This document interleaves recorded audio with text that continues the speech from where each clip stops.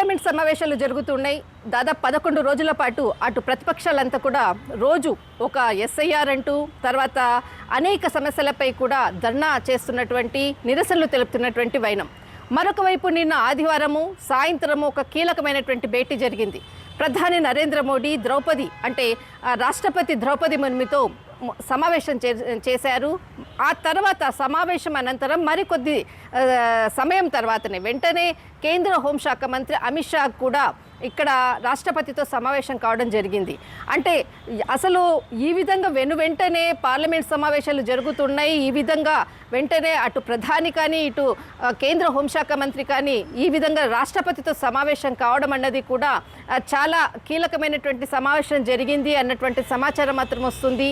ఈ సమావేశంలో జరిగినటువంటి ఏదైతే చర్చించినటువంటి అంశాలు కూడా ఎక్కడా కూడా బయటికి లేదు. కానీ ఇప్పుడు ఉన్నటువంటి ప్రస్తుతమైనటువంటి పరిస్థితుల్లో కొన్ని అంశాలను మాత్రం ఇక్కడ ప్రస్తావించవచ్చు అన్నటువంటి ఇక్కడ రాజకీయ విశ్లేషకులు చెప్తున్నటువంటిది అంశం. అయితే ఒకటి ఎస్ఐఆర్ గురించి దాదాపు ప్రతిపక్షాలు కూడా దీనిపై చర్చ జరగాలి అంటూ కూడా నిరసనలు తెలుపుతున్నటువంటిది అంశము. దీనిపై ఖచ్చితంగా ఎందుకంటే ఈరోజు కిరణ్ రిజిజు చేసినటువంటి పార్లమెంట్లో కొన్ని వ్యాఖ్యలు కూడా చేయడం జరిగింది. ఇది ఎలక్షన్కి సంబంధించిన అంశం కాబట్టి దానిపై చర్చ జరగదు అంటూ కూడా ఇక్కడ కిరణ్ రిజిజు కూడా చెప్పడం జరిగింది. అయితే ఈ అంశానికి సంబంధించినటువంటి నిరసనలు ఒకవైపు జరుగుతున్నాయి. ఈ అంశాన్ని కూడా ఇక్కడ రాష్ట్రపతితో చర్చించి ఉంటారు అన్నటువంటిది ఒకటి. మరొకటి ఏదైతే ఇక్కడ ఉపరాష్ట్రపతి రాజీనామా తర్వాత 21వ తేదీన ఉపరాష్ట్రపతికి సంబంధించినటువంటిది రాజీనామా చేసి రాష్ట్రపతికి లేఖ ఇవ్వడం జరిగింది. అనంతరము ఈ సమావేశం జరుగుతుంది.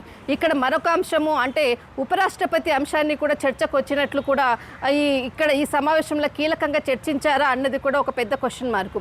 మరొకటి టారిఫ్కి సంబంధించింది 25% ఏదైతే విధించిన తర్వాత ఇది 7వ తారీఖు నుంచి అమల్లోకి వస్తుంది అన్నటువంటిది ఒకవైపు ట్రంప్ చెప్పినటువంటి విషయము. దీనిపై కూడా ఈ సమావేశంలో అటు భారత్ అమెరికా మధ్యలో ఉండేటటువంటి ఏదైతే చర్చలు అనుకోవచ్చు, విదేశాంగ విధానం అనుకోవచ్చు, ఈ అంశాలను కూడా ఈ సమావేశంలో చర్చించారా ప్రస్తుతం ఉన్నటువంటి పరిస్థితిపై.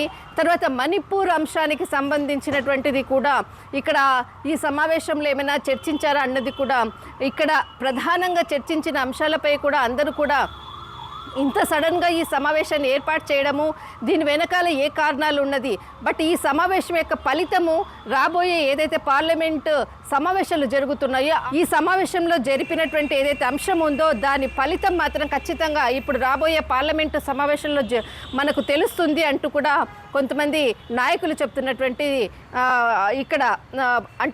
కొంతమంది నాయకులు చెప్తున్నటువంటి విషయం. అయితే మొత్తం మీద మాత్రం చాలా కీలకమైనటువంటి భేటీ జరిగింది. ఈ భేటీలో మాత్రము ప్రధానమైనటువంటి అంశాలను ఇక్కడ చర్చించారు అన్నటువంటిది మాత్రము చాలా క్లియర్గా తెలుస్తుంది.